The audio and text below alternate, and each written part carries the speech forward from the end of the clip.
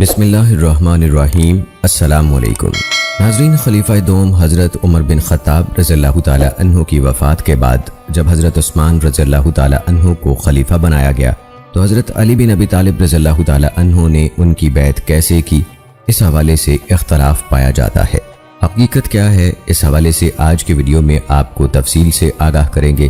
سیدنا عثمان غنی رضی اللہ تعالی عنہ کے دور خلافت میں بھی سیدنا علی رضی اللہ تعالی عنہ، سیدنا ابو بکر صدیق رضی اللہ تعالی عنہ اور سیدنا عمر فاروق رضی اللہ تعالی عنہ کے دور کے طرح مشیر رہے، کیونکہ اللہ تعالیٰ نے سیدنا علی رضی اللہ تعالی عنہ کو علم ہی اتنا دیا تھا۔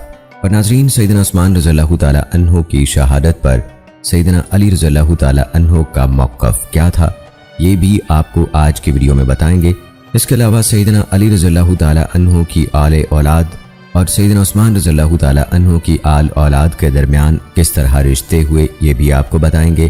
اور ناظرین، ویڈیو کے آخر میں آپ کو بتائیں گے کہ کس طرح سے سیدنا علی رضی اللہ تعالی عنہ نے اپنے بیٹے کا نام سیدنا عثمان غنی رضی اللہ تعالی عنہ کے نام پر رکھا۔ تو ناظرین، آج کی یہ ویڈیو انتہائی اہم اور معلوماتی ہونے والی ہے، اس کو آخر تک لازمی دیکھیے گا، اور انشاءاللہ آج کی ویڈیو میں بھی آپ کو سب کچھ حوالہ جات کے ساتھ بتایا جائے گا۔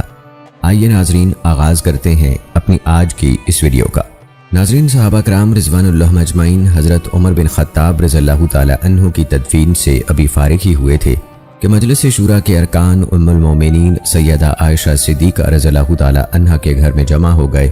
ایک اور روایت کے مطابق اکابر صحابہ ضحاک بن قیس رضی اللہ تعالی عنہ کی ہمشیرہ فاطمہ بن قیس رضی اللہ تعالی عنہ کے گھر میں جمع ہوئے۔ سیدنا عمر بن خطاب رضی اللہ تعالی عنہ کی وفات کے بعد مسلمانوں کو جو اہم مسائل پیش آ گئے تھے، ان کا فیصلہ نہایت ضروری تھا۔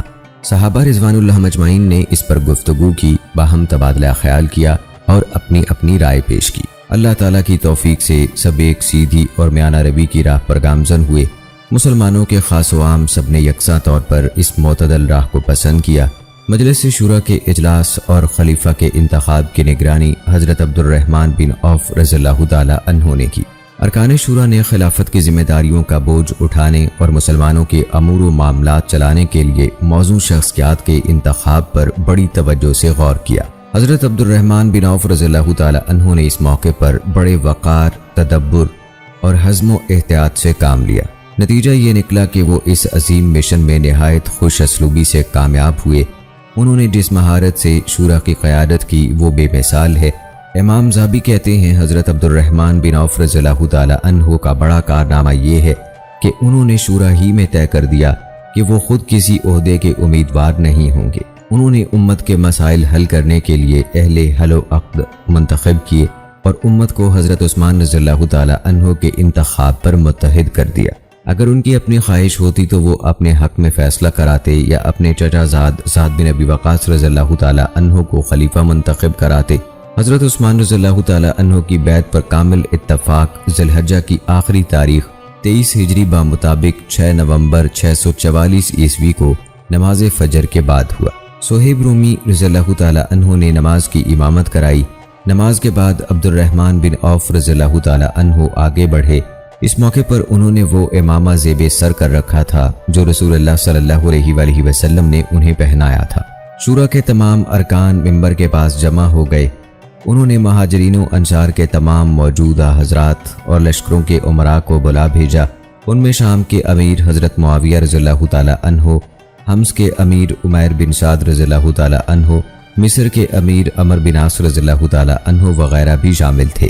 وہ اسی ذی الحجہ کے مہینے میں حضرت عمر رضی اللہ تعالی عنہ کے پاس آئے تھے۔ وہ آخری دم تک ان کے ساتھ رہے۔ صحیح بخاری کی ایک روایت میں ہے، جب لوگ صبح کی نماز پڑھ چکے، یہ سب حضرات ممبر کے پاس جمع ہو گئے۔ حضرت عبد الرحمن رضی اللہ تعالی عنہ نے خطبہ پڑھا، پھر بعد میں فرمایا، اے علی، میں نے تمام صحابہ کے معاملے پر غور کیا اور محسوس کیا کہ کوئی بھی حضرت عثمان رضی اللہ تعالی عنہ کے برابر نہیں ہے۔ آپ اس صورتحال کا اثر نہ لیجیے گا۔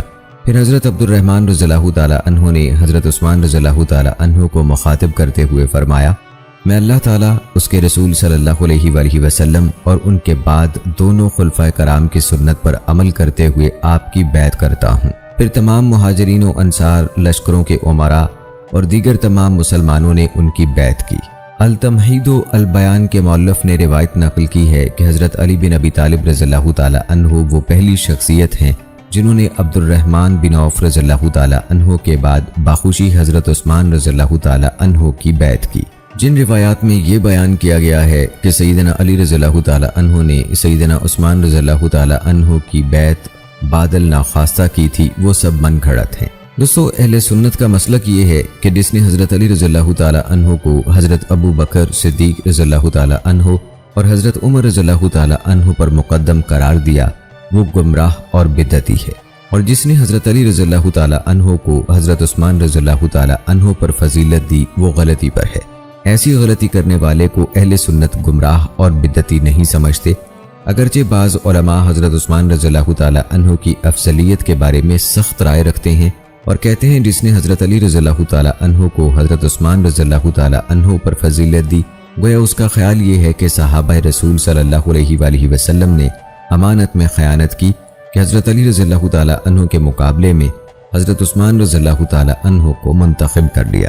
دوستو، آپ کو بتاتے چلیں کہ حضرت عثمان رضی اللہ تعالی عنہ کو والی مصر عبداللہ بن سعد کی طرف سے خط ملا کہ مسلمان افریقہ کے اطراف پر حملے کر دیں تو انہیں دشمن کے مقابلے میں بڑی کامیابی نصیب ہوگی۔ یہ خط پڑھ کر حضرت عثمان رضی اللہ تعالی عنہ نے افریقہ کے علاقوں میں جہاد کے لیے اپنی رغبت ظاہر کی۔ اس سلسلے میں حضرت عثمان رضی اللہ تعالی عنہ نے مصور بن مخرمہ رضی اللہ تعالی عنہ سے افریقہ کی طرف لشکر کشی کے بارے میں رائے طلب کی۔ پھر امیر المومنین حضرت عثمان رضی اللہ تعالی عنہ اور ابن مخرمہ رضی اللہ تعالی عنہ کی جو گفتگو ہوئی وہ یوں ہے کہ حضرت عثمان رضی اللہ تعالی عنہ نے پوچھا، ابن مخرمہ آپ کی کیا رائے ہے؟ انہوں نے عرض کیا، ان کے خلاف جنگ کیجیے۔ حضرت عثمان رضی اللہ تعالی عنہ نے فرمایا، آج میں رسول اللہ صلی اللہ علیہ وآلہ وسلم کے صحابہ میں سے اکابر کو جمع کروں گا اور ان سے مشورہ کروں گا، جس رائے پر وہ متفق ہو گئے یا ان کی اکثریت متفق ہو گئی میں وہی اقدام کروں گا۔ چنانچہ حضرت عثمان رضی اللہ تعالی عنہ نے علی رضی اللہ تعالی عنہ، طلحہ رضی اللہ تعالی عنہ، زبیر رضی اللہ تعالی عنہ اور عباس رضی اللہ تعالی عنہ سے رائے لی۔ کچھ اور صحابہ سے بھی رجوع کیا، مسجد میں موجود تمام صحابہ سے بات کی، پھر ابو العور سعید بن زید کو بلایا اور فرمایا، اے ابو العور، تمہیں افریقہ کی طرف لشکر کشی کیوں ناپسند ہے؟ انہوں نے کہا، میں نے حضرت عمر رضی اللہ تعالی عنہ سے سنا تھا کہ جب تک میری آنکھوں میں پانی ہے میں مسلمانوں کو ان کے خلاف لشکر کشی کے لیے نہیں بھیجوں گا۔ میری رائے ہے کہ آپ حضرت عمر رضی اللہ تعالی عنہ کی رائے کے خلاف کچھ نہ کریں۔ حضرت عثمان رضی اللہ تعالی عنہ نے فرمایا، اللہ کی قسم ہم ان سے نہیں ڈرتے۔ پھر حضرت عثمان رضی اللہ تعالی عنہ نے جن صحابہ رضوان اللہ اجمعین سے مشورہ کیا انہوں نے ان کی رائے سے اختلاف نہیں کیا۔ اس کے بعد حضرت عثمان رضی اللہ تعالی عنہ نے خطبہ ارشاد فرمایا اور انہیں افریقہ کی طرف لشکر کشی کے لیے پکارا۔ بعض صحابہ کرام رضوان اللہ اجمعین اس مشن کے لیے روانہ ہو گئے، ان میں عبداللہ بن زبیر رضی اللہ تعالی عنہ اور ابو ذر غفاری رضی اللہ تعالی عنہ بھی شامل تھے۔ دوستو، آپ کو بتاتے چلیں کہ حضرت علی رضی اللہ تعالی عنہ سیدنا عثمان رضی اللہ تعالی عنہ کے مشیر بھی رہے ہیں، اور اسی طرح حضرت عمر رضی اللہ تعالی عنہ کے بھی مشیر رہے۔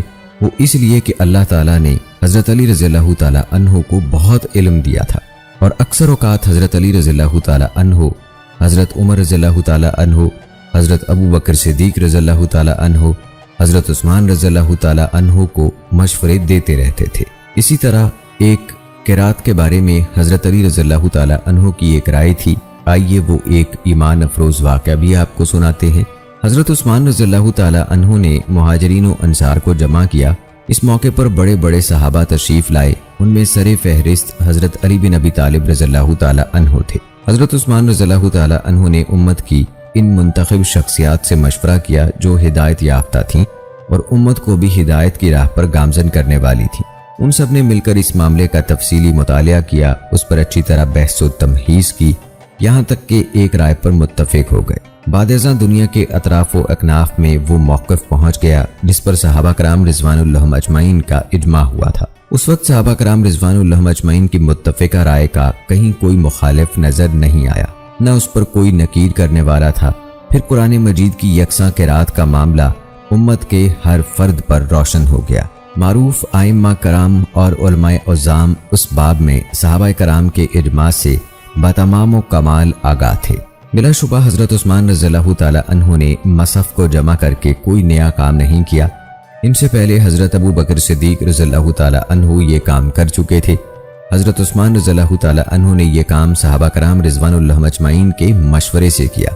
صحابہ کرام رضوان اللہ مجمعین کو حضرت عثمان رضی اللہ تعالی عنہ کا یہ اقدام بہت اچھا لگا۔ انہوں نے حضرت عثمان رضی اللہ تعالی عنہ کو خراج تحسین پیش کیا اور کہا، آپ نے یہ بڑا اچھا کارنامہ انجام دیا ہے۔ مصحف کی یکسانیت کے حوالے سے آپ کا فیصلہ بڑا صائب ہے۔ مصعب بن سعد رضی اللہ تعالی عنہ نے دیکھا کہ حضرت عثمان رضی اللہ تعالی عنہ نے متفقہ مصحف کے اہتمام کے بعد باقی مصاحف جلا دیے تو صحابہ کرام رضوان اللہ مجمعین نے اس اقدام کی بڑی تعریف کی، اور حضرت علی رضی اللہ تعالی عنہ حضرت عثمان رضی اللہ تعالی عنہ پر عیب تھوپنے والوں کو منع کرتے تھے اور تاکید فرماتے تھے، اے لوگو، عثمان رضی اللہ تعالی عنہ کے بارے میں غلو کا ارتکاب نہ کرو، ان کے لیے صرف بھلائی کی بات کے سوا کچھ نہ کہو۔ اللہ کی قسم، انہوں نے مصاحف کے معاملے میں جو کچھ بھی کیا ہے ہم سب صحابہ کی موجودگی میں کیا ہے۔ اللہ کی قسم، اگر مجھے حاکم بنایا گیا ہوتا تو میں بھی وہی کرتا جو انہوں نے کیا۔ حضرت علی رضی اللہ تعالی عنہ سے ایک اور روایت بھی آئی ہے، انہوں نے فرمایا، جب لوگوں نے قرآن کے بارے میں اختلاف کیا اور عثمان رضی اللہ تعالی عنہ کو یہ اطلاع ملی تو انہوں نے ہم تمام اصحاب رسول صلی اللہ علیہ وآلہ وسلم کو جمع کیا اور ہم سے اس موضوع پر مشورہ کیا کہ تمام لوگوں کو ایک ہی قرات پر جمع کر دیا جائے۔ ہم سب اس معاملے میں ان سے متفق تھے۔ پھر حضرت علی رضی اللہ تعالی عنہ نے فرمایا، اگر مجھ پر بھی وہی ذمہ داری ہوتی تو میں بھی وہی کرتا جو انہوں نے کیا۔ آئیے دوستو، اب تذکرہ کرتے ہیں سیدنا عثمان رضی اللہ تعالی عنہ کی شہادت پر حضرت علی رضی اللہ تعالی عنہ کے موقف کا۔ حضرت عثمان رضی اللہ تعالی عنہ کی المناک شہادت کے فتنے میں کردار ادا کرنے والے مختلف قسم کے اسباب جمع ہو گئے تھے جو آپس میں جڑے ہوئے تھے۔ مثلاً خوشحالی کی فراوانی اور معاشرے میں اس کے اثرات، معاشرے میں حضرت عمر رضی اللہ تعالی عنہ جیسے دبدبے والے زبردست ایڈمنسٹریٹر کے بعد حضرت عثمان رضی اللہ تعالی عنہ کا آنا، کبار صحابہ کرام رضوان اللہ مجمعین کا مدینے سے دوسرے شہروں میں منتقل ہو جانا، جاہلی عصبیت، کینہ پرور لوگوں کی سازشیں، عثمان رضی اللہ تعالی عنہ کے خلاف منظم تدبیریں، لوگوں کو ان کے خلاف بھڑکانے کے لیے مختلف حربے اور وسائل کا استعمال اور خطرناک صبائی اثرات وغیرہ۔ دوستو، اصل یہ ہے کہ اسلام کے دشمنوں کو حضرت عثمان رضی اللہ تعالی عنہ جیسے کریم النفس اور حلیم خلیفہ کی نرمی سے فائدہ اٹھا کر فتنہ بھڑکانے کا موقع مل گیا۔ ان لوگوں نے افواہ سازی کے کارخانے کھول دیے، جھوٹی اشتعال انگیز اور من گھڑت خبریں ادھر ادھر اڑانے اور پھیلانے لگے، اور سیدنا عثمان رضی اللہ تعالی عنہ کے خلاف عام لوگوں کو بھڑکا کر فضا میں زہر گھولنے لگے۔ غلط خبروں کی نشر و اشاعت کے ذریعے دوسروں کو برانگیختہ کیا۔ اس کماش کے کچھ لوگوں نے عام لوگوں کے سامنے حضرت عثمان رضی اللہ تعالی عنہ سے مناظرے اور مجادلے شروع کر دیے۔ یہ لوگ مختلف والیان علاقہ جات پر طعن و تشنیع کرتے تھے۔ کچھ فتنہ پرور لوگوں نے ام المومنین حضرت عائشہ رضی اللہ تعالی عنہا، حضرت علی رضی اللہ تعالی عنہ، طلحہ اور زبیر رضی اللہ تعالی عنہم وغیرہ کے نام سے جعلی خطوط لکھ کر بہت سے لوگوں کو ورغلایا اور اس بات کی اشاعت کی کہ حضرت علی رضی اللہ تعالی عنہ خلافت کے زیادہ حقدار ہیں اور رسول اللہ صلی اللہ علیہ وآلہ وسلم کے بعد انہی کے لیے خلافت کی وصیت کی گئی تھی۔ بصرہ، کوفہ اور مصر میں علاقائی سطح پر مختلف فسادی جتھے منظم کیے گئے۔ ہر علاقے سے سرپرستوں کے 4 گروہ فتنہ گری کے لیے نکل پڑے اور مدینہ آ پہنچے۔ ان سب باتوں سے معلوم ہوتا ہے کہ یہ سب کچھ پہلے سے طے شدہ منصوبہ بندی کے تحت ہوتا رہا۔ ان فتنہ پرور گروہوں نے اہل مدینہ کو اس غلط فہمی میں مبتلا کر دیا کہ وہ تو صحابہ کے بلانے پر آئے ہیں۔ ان لوگوں نے اپنی شکایات اس قدر بڑھا چڑھا کر بیان کی کہ فضا مقدر ہو گئی۔ ان اسباب کے ساتھ ساتھ انہوں نے مختلف علامات اختیار کی اور نعرے گھڑ لیے۔ مثلاً وہ نعرہ تکبیر لگاتے تھے اور کہتے تھے کہ ہمارا جہاد مظالم کے خلاف ہے۔ وہ یہ بھی کہتے تھے کہ ہم امر بالمعروف و نہی عن المنکر کا فریضہ انجام دینے آئے ہیں۔ اس قسم کے اعلانات کے شور میں وہ مختلف گورنروں کی تبدیلی یا معزولی کا مطالبہ کرتے تھے، حتیٰ کہ وہ حضرت عثمان رضی اللہ تعالی عنہ سے منصب خلافت سے علیحدہ ہونے کا مطالبہ کرنے لگے۔ یوں شر انگیز فتنہ پرور لوگوں کی جسارت بڑھتی چلی گئی۔ اسی دوران انہیں خبر ملی کہ مختلف علاقوں سے لوگ خلیفہ کی مدد کو آنے والے ہیں۔ اس صورتحال میں ان شرپسندوں نے حضرت عثمان رضی اللہ تعالی عنہ پر عرصہ حیات تنگ کر کے انہیں شہید کرنے کا منصوبہ بنا لیا۔ ان واقعات میں اور پھر بعد میں رونما ہونے والے علمیوں کے پس پردہ عبداللہ بن سبا یہودیوں کی قیادت میں سبائی تنظیم کا ہاتھ کام کر رہا تھا۔ اور دوستو آئیے اب تذکرہ کرتے ہیں فتنے کی ابتدا میں حضرت علی رضی اللہ تعالی عنہ کا کیا موقف تھا۔ حضرت علی رضی اللہ تعالی عنہ نے خلفائے کرام کے ساتھ اپنے معروف تعاون کا طریقہ کار جاری رکھا اور وہ سمع و طاعت، مشاورت اور سب کی بھلائی اور خیر خواہی کے جذبوں سے سرشار تھے۔ انہوں نے حضرت عثمان رضی اللہ تعالی عنہ کے خلافت میں اطاعت کی انتہا کر دی۔ وہ حضرت عثمان رضی اللہ تعالی عنہ کے حکم کو شاق گزرنے کے باوجود فرض کا درجہ دیتے تھے۔ انہوں نے فرمایا، اگر عثمان رضی اللہ تعالی عنہ مجھے سرار کی طرف روانہ کر دیں تو میں سمع و طاعت سے کام لوں گا۔ حضرت عثمان رضی اللہ تعالی عنہ کی شہادت سے پہلے باغیوں نے ذی المروہ میں 1.5 ماہ تک پڑاؤ ڈالے رکھا۔ حضرت عثمان رضی اللہ تعالی عنہ نے حضرت علی رضی اللہ تعالی عنہ اور ایک شخصیت کو جن کا نام روایات میں نہیں ملتا باغیوں کے پاس بھیجا۔ حضرت علی رضی اللہ تعالی عنہ نے ان سے ملاقات کی اور تاکید فرمائی، اللہ کی کتاب کو ہر معاملے میں سامنے رکھو، ناراضگی اور ملامت کے اسباب دور کرو۔ انہوں نے حضرت علی رضی اللہ تعالی عنہ کی اس بات سے اتفاق کیا۔ انہوں نے حضرت علی رضی اللہ تعالی عنہ پر غلبہ پانے کی کوشش کی، چنانچہ حضرت علی رضی اللہ تعالی عنہ نے بھی ان سے سختی کا رویہ اختیار فرمایا۔ ایسا 3 مرتبہ ہوا، پھر وہ خود کہنے لگے، آپ رسول اللہ صلی اللہ علیہ وآلہ وسلم کے چچا زاد ہیں، امیر المومنین عثمان رضی اللہ تعالی عنہ کے پیامبر ہیں اور اللہ تعالیٰ کی کتاب پیش کرتے ہیں۔ پھر انہوں نے حضرت علی رضی اللہ تعالی عنہ کے ساتھ 5 امور پر صلح کی۔ ایک یہ کہ جلا وطن کیے جانے والے کو واپس لایا جائے گا، محروم کو عطا کیا جائے گا، مال فے پورا ادا کیا جائے گا، تقسیم میں انصاف ہوگا، امانت و قوت والے کی خدمات لی جائیں گی۔ یہ معاہدہ بھی تحریری طور پر کیا گیا کہ ابن عامر کو بصرہ واپس بھیج دیا جائے گا اور ابو موسیٰ کوفہ ہی میں رہیں گے۔ حضرت عثمان رضی اللہ تعالی عنہ نے ہر وفد سے اسی طرح علیحدہ علیحدہ معاملات صلح طے کیے اور تمام وفود واپس چلے گئے۔ فتنہ گروں کو یہ بات بڑی گراں گزری کہ صلح کے بعد تمام اہل بلاد ہنسی خوشی واپس چل دیے ہیں اور ان کے مذموم منصوبے ناکام ہو رہے ہیں۔ اس لیے انہوں نے ایک اور تخریبی منصوبہ تیار کیا جس کے نتیجے میں تمام مصالحتی معاہدے ختم ہو گئے اور ایک لامتناہی المیے کا دروازہ کھل گیا۔ ہوا یوں کہ اہل مصر نے واپسی کے دوران ایک اونٹ سوار دیکھا، وہ ان کے سامنے آ تو جاتا تھا مگر پھر دور الگ تھلگ رہ جاتا تھا، جیسے وہ خود اس کوشش میں ہو کہ یہ لوگ اسے گرفتار کر لیں۔ اہل مصر نے اسے گرفتار کر لیا اور تفتیش پر پتہ چلا کہ یہ سیدنا عثمان رضی اللہ تعالی عنہ کا ایلچی ہے۔ انہیں اس ایلچی کے پاس سے ایک تحریر ملی، اس میں اہل مصر کے بارے میں لکھا تھا کہ خلیفہ نے حکم دیا ہے کہ ان لوگوں کو سولی پر چڑھا دیا جائے یا ان کے ہاتھ اور پاؤں کاٹ دیے جائیں۔ یہ تحریر پڑھ کر وہ لوگ مشتعل ہو گئے اور مدینہ واپس آ گئے۔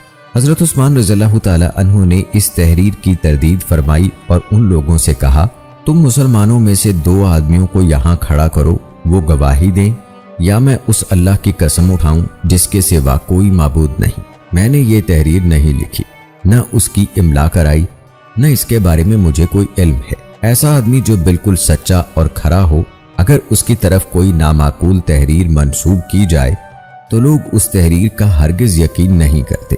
ان سرکش منحرف باغیوں کا یہ دعویٰ کہ یہ خط عثمان رضی اللہ تعالی عنہ ہی کی طرف سے ہے اور اس پر ان کی مہر بھی ہے، یہ تحریر ان کا ایک غلام صدقے کے اونٹوں میں سے ایک اونٹ پر عامل مصر ابن ابی سرح کی طرف لے جا رہا تھا۔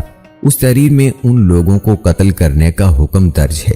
یہ سب کچھ جھوٹ کا انبار ہے۔ اس کی نسبت عثمان رضی اللہ تعالی عنہ کی طرف غلط طور پر کی گئی ہے۔ اس کی متعدد وجوہات ہیں۔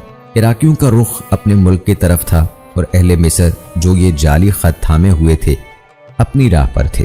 ان دونوں کے درمیان بہت دور کی مسافت ہے۔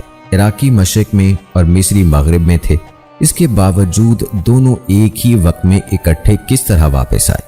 صاف ظاہر ہے کہ ان کے درمیان یہ سب کچھ پہلے سے طے تھا۔ جنہوں نے جھوٹی تحریر پر مبنی خط تیار کیا، انہوں نے ایک اونٹ سوار کو کرائے پر لیا، وہ مصریوں کے سامنے بویب میں اپنا کھیل پیش کر رہا تھا اور دوسری طرف ایک اور اونٹ سوار کرائے پر لے کر عراقیوں کے پاس گیا تاکہ انہیں بتائے کہ مصریوں نے ایک تحریر دریافت کی ہے جس میں عثمان رضی اللہ تعالی عنہ نے منحرف مصریوں کے قتل کا حکم بھیجا ہے۔ یہی متضاد بات حضرت علی رضی اللہ تعالی عنہ نے پکڑ لی۔ انہوں نے فرمایا، اے اہل کوفہ و بصرہ، اہل مصر کے ساتھ کیا ہونے والا ہے؟ تمہیں یہ کیسے معلوم ہوا؟ یقیناً تم نے راستے میں کچھ طے کیا ہے، پھر ہماری طرف چلے آئے۔ بلکہ علی رضی اللہ تعالی عنہ یقین سے فرماتے ہیں، اللہ کی قسم یہ معاملہ مدینے میں سازش کی بنیاد پر طے ہوا ہے۔ یہ منحوس خط پہلا خط نہیں ہے کہ مجرموں نے اس میں جھوٹ باندھا ہو، بلکہ انہوں نے تو امہات المومنین رضی اللہ تعالی عنہم اجمعین پر جھوٹ باندھا۔ حضرت علی رضی اللہ تعالی عنہ، حضرت طلحہ رضی اللہ تعالی عنہ اور حضرت زبیر رضی اللہ تعالی عنہ پر بھی جھوٹ باندھا۔ حضرت عائشہ رضی اللہ تعالی عنہ پر یہ تہمت لگائی کہ انہوں نے لوگوں کو حضرت عثمان رضی اللہ تعالی عنہ کے خلاف خروج کا حکم دیا۔ وہ اس کی نفی کرتے ہوئے فرماتی ہیں، اس اللہ کی قسم جس پر مومن ایمان لائے اور کافروں نے انکار کیا، میں نے آج کے لمحے موجود تک کوئی تحریر یا خط نہیں لکھا۔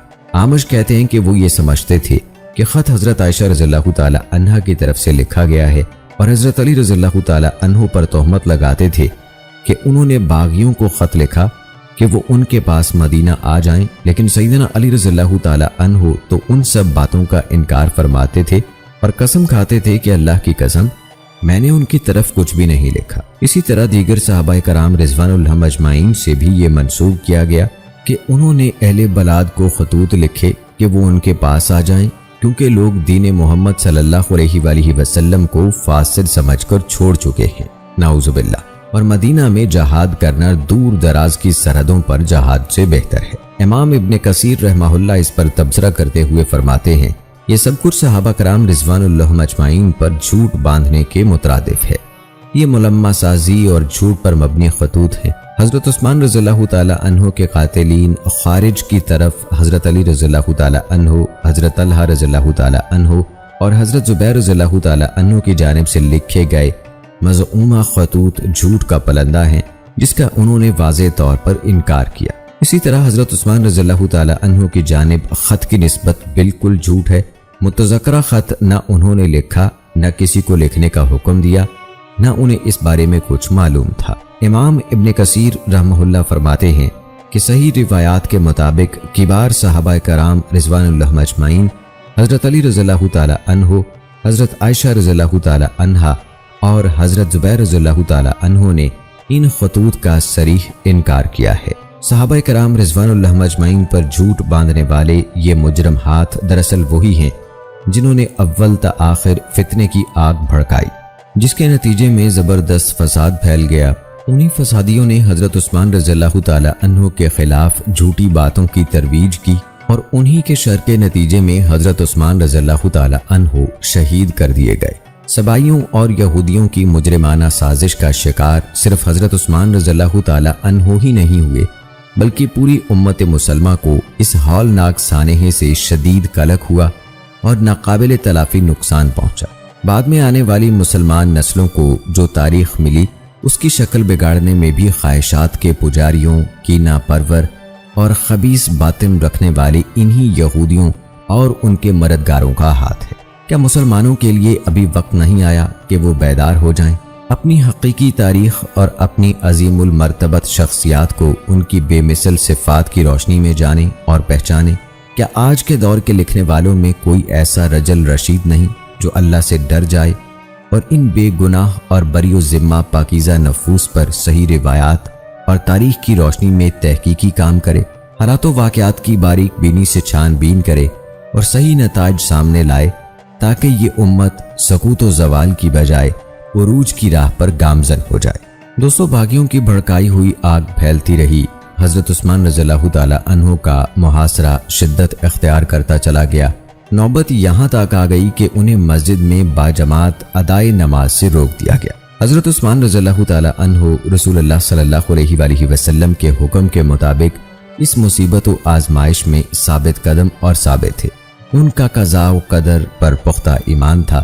وہ اس مصیبت کا حل تلاش کرتے رہے۔ کبھی تو وہ لوگوں کو مسلمان کے خون کی حرمت پر خطاب فرماتے اور احساس دلاتے کہ ناحق خون بہانا جائز نہیں۔ کبھی وہ اپنے فضائل اور اسلام کی راہ میں اپنے خدمات جلیلہ یاد دلاتے، عشرہ مبشرہ میں اپنی شمولیت کی شہادت پیش کرتے تھے۔ فی الجملہ ان کے ارشادات کا خلاصہ یہ تھا کہ جس شخص کا عمل زندگی بھر درخشاں رہا اور جسے اللہ تعالیٰ نے فضائل و محاسن کا تاج پہنایا، بھلا اس کے لیے کیوں کر ممکن ہے کہ وہ دنیا کی طمع کرے اور اسی آخرت پر ترجیح دے؟ کیا یہ کوئی معقول بات ہے کہ وہ امانت میں خیانت کرے اور امت کے مال اور خون سے کھیلے، جبکہ وہ اللہ تعالیٰ کے ہاں ایسے کرتوتوں کا انجام بھی جانتا ہو؟ حضرت عثمان رضی اللہ تعالیٰ عنہ تو وہ بطل جلیل ہیں جنہوں نے سرور کونین صلی اللہ علیہ وآلہ وسلم کے زیر نگرانی تربیت پائی۔ آپ صلی اللہ علیہ وآلہ وسلم اور صحابہ کرام رضوان اللہ مجمعین نے آپ کی پاک بازی کی گواہی دی۔ کیا ان کے ساتھ اس قسم کا وحشیانہ سلوک جائز ہے؟ مدینہ میں بلوائیوں اور فسادیوں کے غلبے میں شدت آ گئی۔ حق کے اکثر اوقات فسادی لوگ دیگر لوگوں کے ساتھ مل کر نماز بھی پڑھتے۔ جب صحابہ کرام کو اندازہ ہوا کہ معاملہ ایسا نہیں جیسا وہ گمان کر رہے ہیں تو انہیں ڈر لگا مبادا کوئی ایسا واقعہ پیش آ جائے جس کا انجام اچھا نہ ہو۔ انہیں خبر مل گئی کہ باغی لوگ حضرت عثمان رضی اللہ تعالی عنہ کو شہید کرنے کے در پہ ہیں۔ انہوں نے سیدنا عثمان رضی اللہ تعالی عنہ کو پیشکش کی کہ ہم آپ کا دفاع کرنے کو تیار ہیں، ہم ان باغیوں کو مدینہ سے نکال باہر کریں گے، لیکن حضرت عثمان رضی اللہ تعالی عنہ نے اس کی اجازت دینے سے انکار کر دیا کہ ان کی وجہ سے قتل اور خون ریزی کا سلسلہ شروع ہوا اور معصوم لوگوں کا خون بہے۔ یہ صورتحال دیکھ کر اکابر صحابہ نے حضرت عثمان رضی اللہ تعالی عنہ سے مشورہ کیے بغیر اپنے بیٹوں کو بھیجا تاکہ وہ امیر المومنین کے گھر پر پہرا دیں۔ ان میں حسن بن علی رضی اللہ تعالی عنہ اور عبداللہ بن زبیر رضی اللہ تعالی عنہ بھی تھے۔ بعض روایات سے معلوم ہوتا ہے کہ حضرت حسن رضی اللہ تعالی عنہ خود عثمان رضی اللہ تعالی عنہ کے گھر سے زخمی اٹھائے گئے۔ حضرت حسن رضی اللہ تعالی عنہ کے علاوہ عبداللہ بن زبیر رضی اللہ تعالی عنہ، محمد بن حاتب اور مروان بن حکم بھی زخمی ہوئے۔ ان کے ساتھ حسین بن علی رضی اللہ تعالی عنہ اور ابن عمر رضی اللہ تعالی عنہ بھی تھے۔ حضرت علی رضی اللہ تعالی عنہ سب سے بڑھ کر حضرت عثمان رضی اللہ تعالی عنہ کا دفاع کر رہے تھے۔ مروان بن حکم نے خود اس کی شہادت دی ہے۔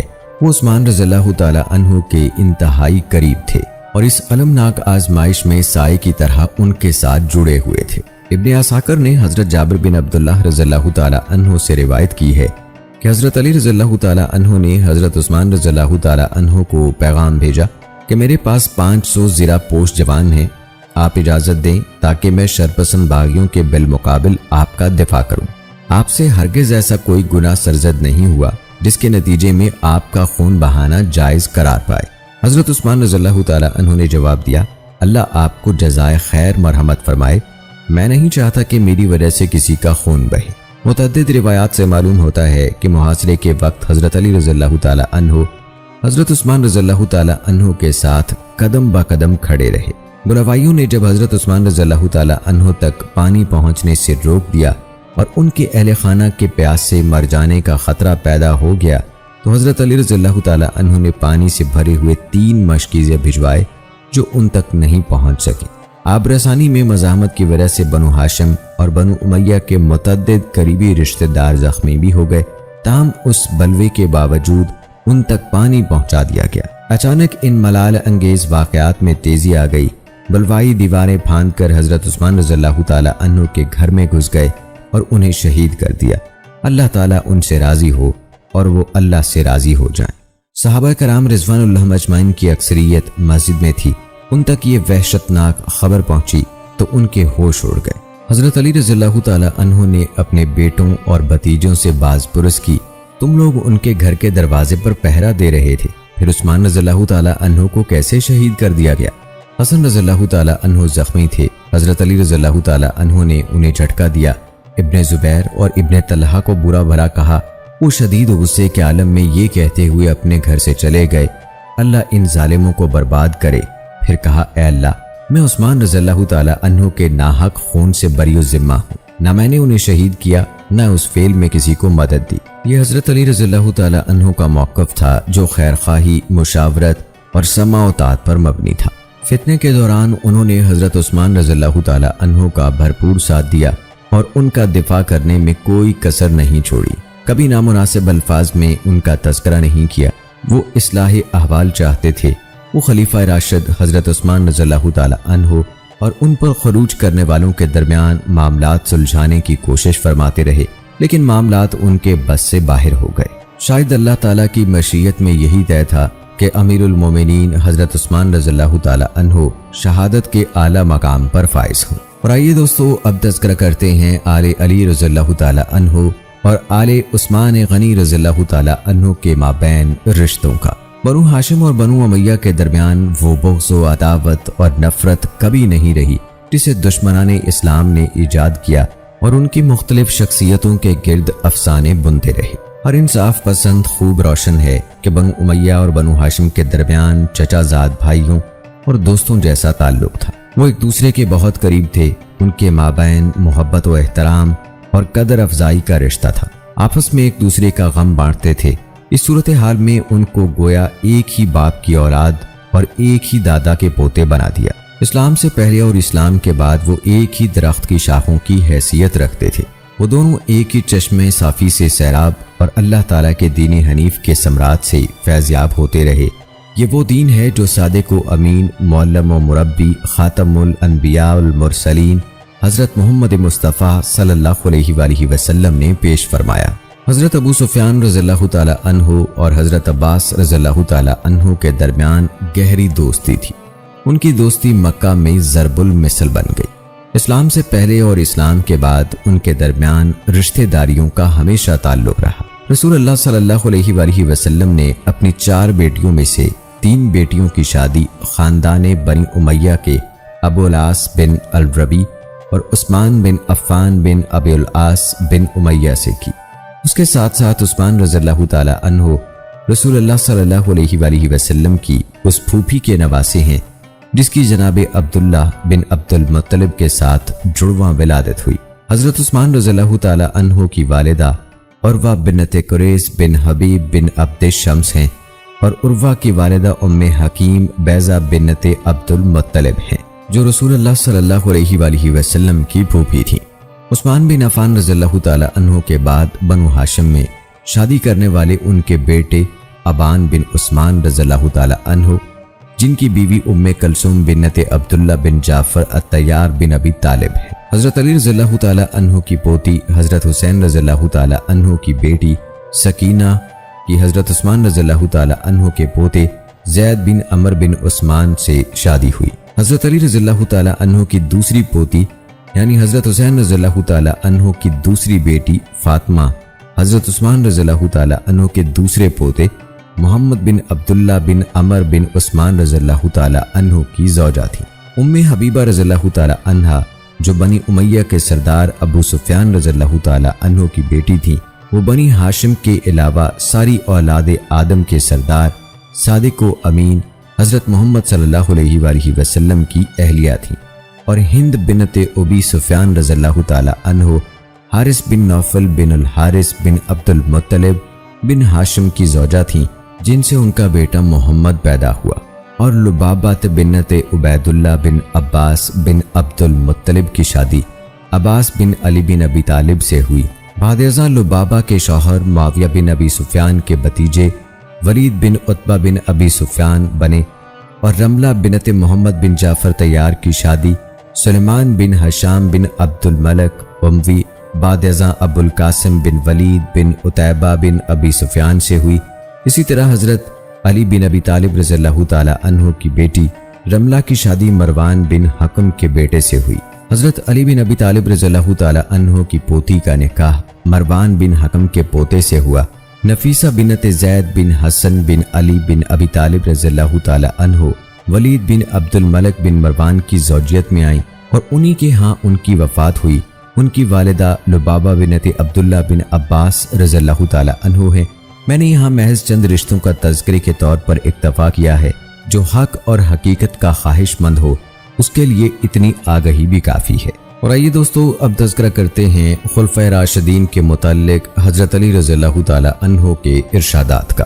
سیدنا ابو بکر، سیدنا عمر، سیدنا عثمان رضی اللہ تعالی عنہ اور علی رضی اللہ تعالی عنہ کے خلافت کے صحیح ہونے پر صحابہ کرام رضوان اللہ اجمعین کا اجماع و اتفاق ہے اور جو شخص ان میں سے کسی ایک پر بھی طعن و تشنیع کرے تو وہ اللہ کے اس فرمان کی مخالفت کا مرتکب ہوتا ہے، جیسا کہ اللہ تعالیٰ نے سورہ نساء کی آیت نمبر 115 میں فرمایا، جس کا ترجمہ ہے، جو شخص رسول اللہ صلی اللہ علیہ وآلہ وسلم کی مخالفت پر کمر بستہ ہو اور اہل ایمان کی روش کے سوا کسی اور روش پر چلے، اس بات کے باوجود کہ اس پر راہ راست واضح ہو چکی ہو، تو اسے ہم اسی طرف چلائیں گے جدھر وہ خود پھر گیا، اور اسے جہنم میں جھونکیں گے جو بدترین جائے قرار ہے۔ فرمان نبی صلی اللہ علیہ وآلہ وسلم ہے، جس کا مفہوم ہے، تم پر میری اور میرے ہدایت یافتہ خلفائے راشدین کی سنت لازم ہے، اسے مضبوطی سے تھامے رکھو۔ یہ خلفائے راشدین ابو بکر و عمر رضی اللہ تعالی عنہ، عثمان و علی رضی اللہ تعالی عنہ ہیں،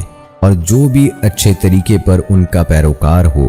ایوب سختیانی نے اسی مناسبت سے بہت خوب کہا ہے، فرماتے ہیں، جس نے ابو بکر رضی اللہ تعالی عنہ سے محبت کی اس نے دین قائم کیا، اور جس نے عمر رضی اللہ تعالی عنہ سے محبت کی اس نے ہدایت کا راستہ واضح کیا، اور جس نے عثمان رضی اللہ تعالی عنہ سے محبت کی وہ اللہ تعالیٰ کے نور سے منور ہوا، اور جس نے علی رضی اللہ تعالی عنہ سے محبت کی اس نے اسلام کے مضبوط کڑے کو مضبوطی سے تھام لیا، اور جس شخص نے اصحاب محمد صلی اللہ علیہ وآلہ وسلم کے بارے اچھی بات کہی وہ نفاق سے بری الذمہ ہے۔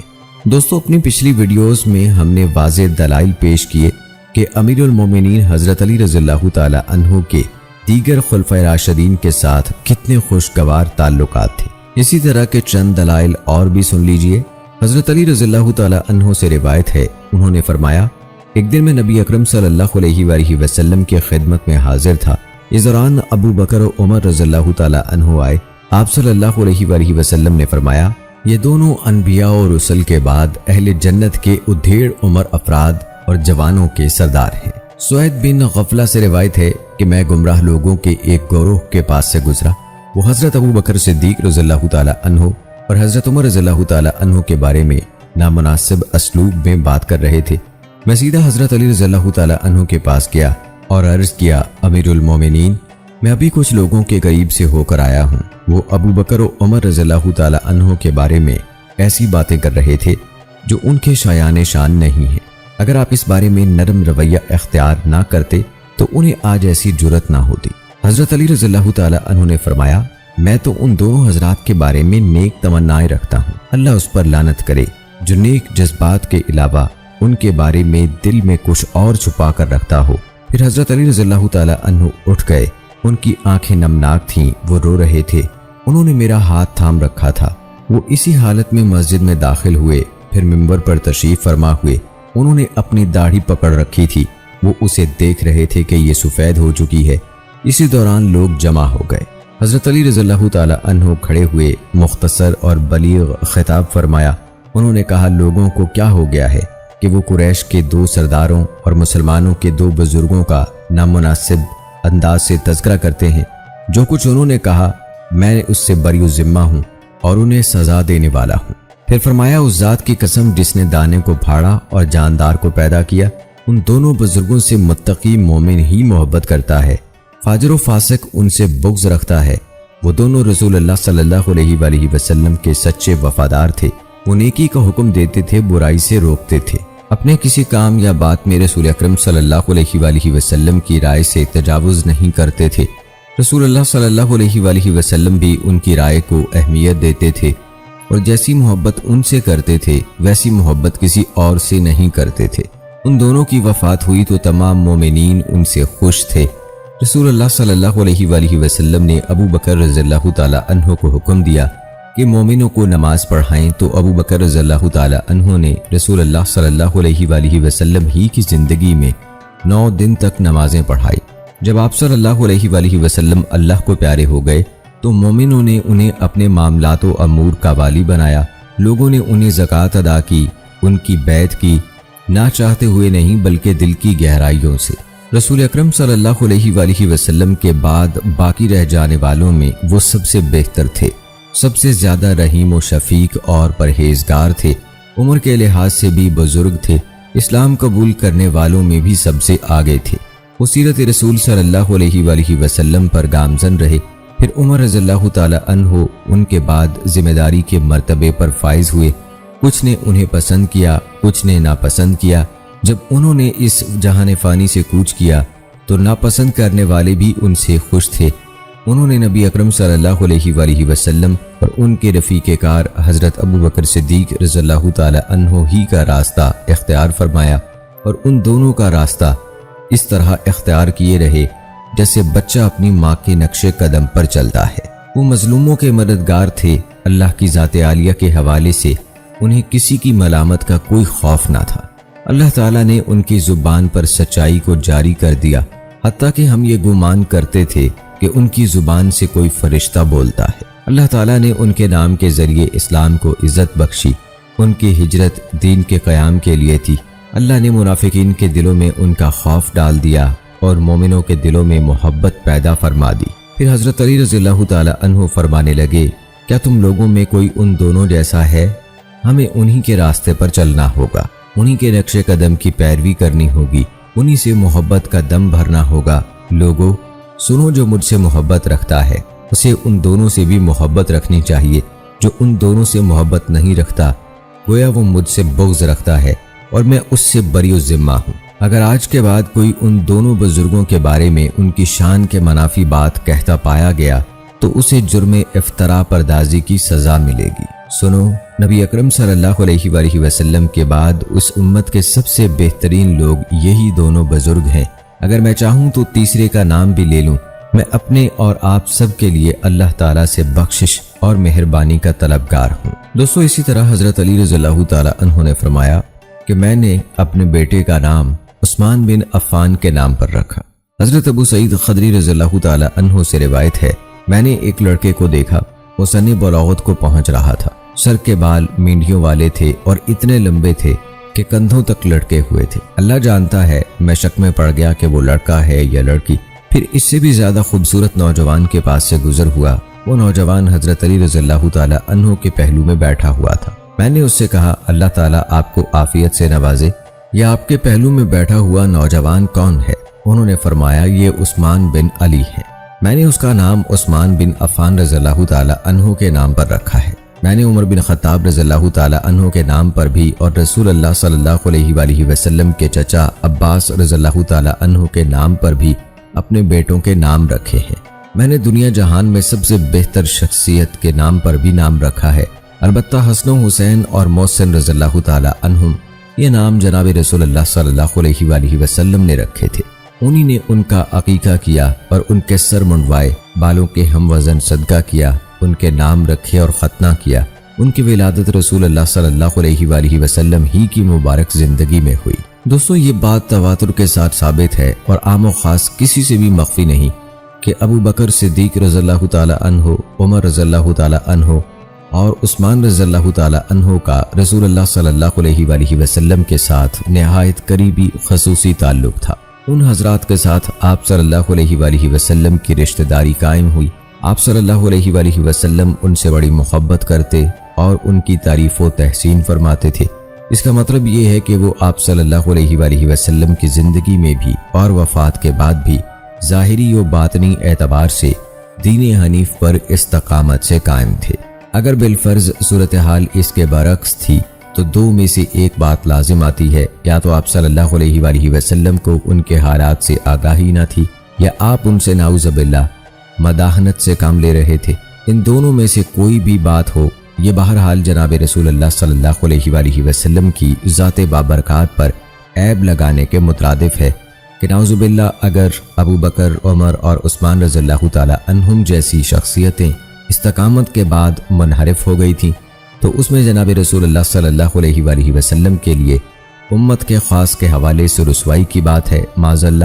امام مالک رحمۃ اللہ علیہ فرماتے ہیں، رافضہ کے رسول اکرم صلی اللہ علیہ وآلہ وسلم پر طعن کا مقصود یہ ہے کہ کہنے والا یہ کہے کہ نعوذ باللہ وہ برے انسان تھے، ان کے اصحاب بھی برے تھے، اگر وہ صالح ہوتے تو ان کے اصحاب بھی صالح ہوتے۔ یہی وجہ ہے کہ اہل علم کہتے ہیں رافضی زندیقین کی سازشوں کا نتیجہ ہے۔ دوستو، رافضیوں کے تکفیر صحابہ کے نقطہ نظر سے دیکھا جائے تو بات امیر المومنین سیدنا علی رضی اللہ تعالی عنہ کی تکفیر کے مترادف ہو جاتی ہے۔ کہ انہوں نے حکم الہی کو قائم نہیں کیا اور اس سے شریعت کے تواتر کو ساقط کرنا لازم آتا ہے۔ اگر اس شریعت کو ہم تک پہنچانے والے ہی نعوذ باللہ مرتد ہو گئے تھے تو پھر سب کچھ باطل اور بے حقیقت ہو جاتا ہے۔ پھر قرآن مجید کی حقانیت اور اس پر ایمان پر بھی حرف آتا ہے، کیونکہ سارا دین ہم تک ابو بکر و عمر اور عثمان رضی اللہ تعالی عنہم کے واسطے سے ہی پہنچا ہے۔ امام ابو زرع فرماتے ہیں، جب تم کسی شخص کو صحابہ کرام کی عیب جوئی کرتے دیکھو تو جان لو کہ وہ زندیق ہے، کیونکہ قرآن حق ہے، رسول حق ہے، اور قرآن و سنت کا سارا سرمایہ ہم تک انہی صحابہ کرام رضوان اللہ اجمعین کے ذریعے پہنچا ہے۔ ظالم نقاد قرآن و سنت کے گواہوں پر جرح کر کے قرآن و سنت ہی کی اہمیت کو کم کرنا چاہتے ہیں، یہ زندیق ہیں۔ یہی وجہ ہے کہ کتب شیعہ میں یہ اعتراف پایا جاتا ہے کہ صحابہ کرام رضوان اللہ اجمعین پر سب و شتم کا موجد ابن سبا ہے۔ یہ پہلا شخص ہے جس نے ابو بکر و عمر اور عثمان رضی اللہ تعالی عنہ اور دیگر صحابہ رضوان اللہ اجمعین پر عیب تھوپنے اور تبرع کرنے کا عقیدہ ظاہر کیا اور یہ دعویٰ کیا کہ علی رضی اللہ تعالی عنہ نے اسے اس بات کا حکم دیا ہے۔ اور آئیے دوستو، آپ کو ویڈیو کے آخر میں بتاتے چلیں کہ خلفائے ثلاثہ سے حضرت علی رضی اللہ تعالی عنہ کے کتنے بہترین تعلقات تھے۔ دوستو، سیرت علی رضی اللہ تعالی عنہ سے ایسے ناقابل تردید دلائل و عملی قرائن ملتے ہیں جن سے ثابت ہوتا ہے کہ دیگر خلفائے راشدین کے ساتھ ان کے تعلقات اخوت و محبت کے جذبے سے لبریز تھے۔ ان شگفتہ تعلقات کی داستانیں زبان زدعام ہیں۔ ایسی اکثر باتیں ہم پچھلی ویڈیوز میں آپ کو بتا چکے ہیں جن سے ان کی باہمی سچی محبت و مودت ظاہر ہوتی ہے۔ ان دلائل و براہین کی سب سے نمایاں بات یہ ہے کہ امیر المومنین حضرت علی رضی اللہ تعالی عنہ نے اپنی دختر بلند اختر ام کلثوم رضی اللہ تعالی عنہا کا نکاح حضرت عمر رضی اللہ تعالی عنہ سے کر دیا تھا۔ انصاف پسند، صاحب شعور اور بے غرض انسان جو نبی اکرم صلی اللہ علیہ وآلہ وسلم اور اہل بیت رضوان اللہ اجمعین سے سچی محبت رکھتا ہے، وہ خلفائے اربعہ کی باہمی محبت و یگانگت کی حقیقت بخوبی سمجھ سکتا ہے۔ مزت الدولہ احمد بن بویا رافضی تھا اور صحابہ رسول صلی اللہ علیہ وآلہ وسلم کو گالیاں دیتا تھا۔ جب اسے بتایا گیا کہ حضرت علی رضی اللہ تعالی عنہ نے اپنی بیٹی ام کلثوم کا نکاح حضرت عمر رضی اللہ تعالی عنہ سے کیا تھا تو اس کی آنکھیں کھل گئی۔ اس نے فوراً کہا، مجھے اس کا علم نہیں تھا۔ اس نے اسی وقت توبہ کی، اپنے مال کا بہت سارا حصہ اللہ کی راہ میں خرچ کر دیا، اپنے غلاموں کو آزاد کیا، اپنی طرف سے کیے گئے بہت سارے مظالم کی تلافی کی۔ پھر وہ رونے لگا، اتنا رویا کہ اس پر غشی طاری ہو گئی۔ اسے اپنے جرم کی سنگینی کا شدید احساس ہوا اور وہ سمجھ گیا کہ روافض کے شبہات سے دھوکہ کھا کر اس نے کتنی پاک باز ہستیوں کی عزت و حرمت پر دھول پھینکی تھی۔ رافضیوں کے شیوخ نے اس صورتحال کا اثر زائل کرنے کی خاطر ایک اور حربہ اختیار کیا۔ انہوں نے مسلمان ائمہ کرام کی طرف من گھڑت اور جھوٹی روایات منسوب کی جن کی روح سے امیر المومنین حضرت علی رضی اللہ تعالی عنہ کو نعوذ باللہ ایسا دیوس بتلایا گیا جو اپنے گھر کی عزت کی مدافعت نہیں کرتا اور برائی کو اپنے گھر میں پنپنے دیتا ہے۔ کیا اسلام کی عظیم ہیرو خیبر شکن شیر خدا حضرت علی رضی اللہ تعالی عنہ کے بارے میں ایسا تصور بھی کیا جا سکتا ہے؟ عام عربی النسل شخص بھی اپنی اور اپنے گھر کی عزت و ناموس کے لیے اپنی جان کی بازی لگا دیتا ہے۔ وجہ یہ کہ بنو ہاشم کے بارے میں ایسی گھناؤنی باتیں کی جائیں جو سادات العرب اور بڑے عالی نسب تھے، جمع مردی اور غیرت ان کی گھٹی میں پڑی ہوئی تھی۔ بھلا وہ کس طرح رسول اللہ صلی اللہ علیہ وآلہ وسلم کی نواسی کے بارے میں اس قسم کی بدترین بات کہہ سکتے ہیں؟ حضرت علی رضی اللہ تعالی عنہ تو ساری دنیا میں اسد اللہ یعنی اللہ کے شیر کے نام سے مشہور و معروف ہیں۔ صحابہ کرام رضوان اللہ اجمعین اور ائمہ مسلمین کو امیر المومنین حضرت علی رضی اللہ تعالی عنہ کی شخصیت میں دیگر خلفائے راشدین کے لیے ان کی زندگی میں، دور خلافت میں اور پھر وفات کے بعد بھی محبت و احترام کے تعلق کے سوا اور کچھ نظر نہیں آتا۔ تو دوستو، یہ تھی ہماری آج کی ویڈیو۔ امید کرتے ہیں کہ آپ کو پسند آئی ہوگی۔ آج کی اس ویڈیو کے متعلق اپنی رائے کا اظہار کمنٹ باکس میں لازمی کیجیے گا۔ مجھے اگلی ویڈیو تک اجازت دیجیے۔ فی امان اللہ۔